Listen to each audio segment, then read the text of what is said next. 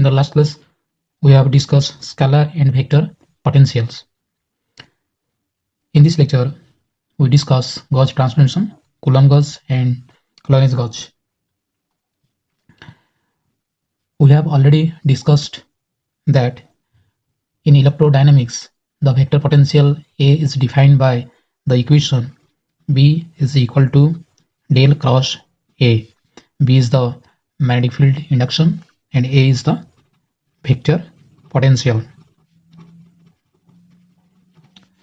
And E is equal to minus grad V minus del A by del T. Here V is the scalar potential. These equations do not uniquely define the potential. So we are free to impose extra condition on V and A so that nothing will be changed on E and B. E and B cannot be changed if we add extra condition on V and A. Let us work out. Suppose we have two sets of potential. One set, suppose one set 1, that is V and A. V is the scalar potential and A is the vector potential. And we take another set 2, that is V dash and A dash. So these are the two sets of potential. But how much can they differ? What is the difference between V and V dash and A dash? So consider two transformation. Suppose A is equal to A dash. A dash is equal to A plus grad psi. Psi is some arbitrary scalar function.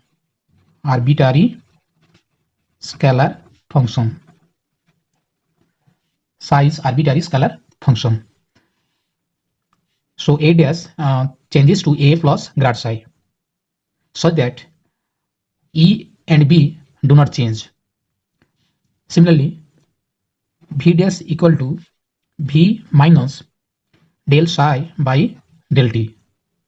Set of potential V and A and V dash and N dash corresponds to that same E and B.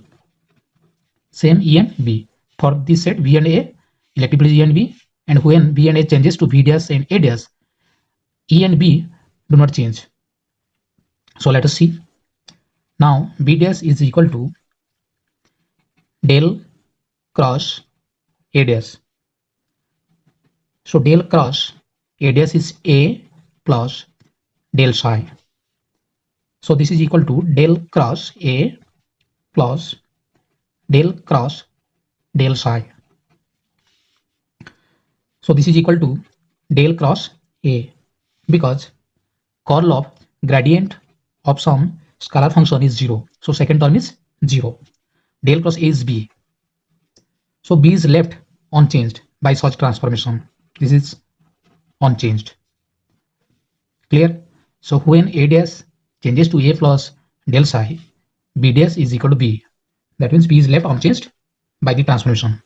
Similarly, E dash is equal to minus del V dash minus del A dash by del T is equal to minus del V dash is V minus del psi by del T, V minus del psi by del T minus del by del T of A dash is A plus del psi is equal to minus del V plus del of del psi by del T minus del A by del T minus del by del T of del psi. So this is equal to minus del V minus del A by del T plus del by del T of del psi minus del by del T of del psi. So these two terms cancel each other. So minus del V minus del A by del T, that is equal to E. So E also, electric field also unchanged by such transformation.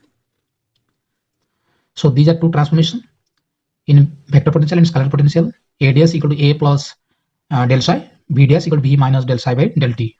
So under such transformation, electric field and magnetic field do not change. They invariant under such transformation. So the changes in vector potential and scalar potential is called a Gauss transformation, and the invariance under such transformation is called Gauss invariance. Gauss invariance. Then we discuss Coulomb-Gauss. The gauge in which div A is equal to 0 is called Coulomb gauge. A is the vector potential, so divergence of vector potential is 0. In the last video, we have discussed one formula, that is del square V plus del by del T of div A is equal to minus rho by epsilon 0. If you apply the Coulomb gauge div A equal to 0 here, then this formula reduces to del square V is equal to minus rho by epsilon 0. So this is just the Poisson's equation. Poisson's equation.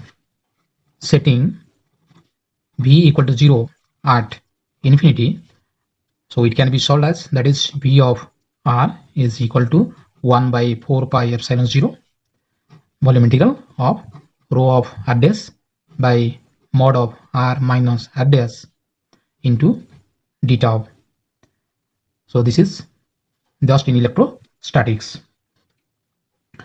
Then Lorentz gauge. Lorentz gauge.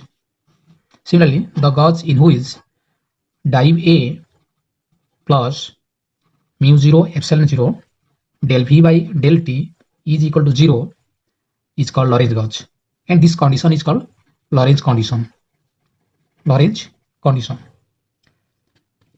Similarly, in the last video, we have discussed one formula, that is del square A minus mu 0 epsilon 0 del square A by del T square minus del of del div A plus mu 0 epsilon 0 del V by del T is equal to minus mu 0 J. So in this equation, we apply div A plus mu 0 epsilon 0 del V by del T equal to 0. That means this term, this is equal to 0.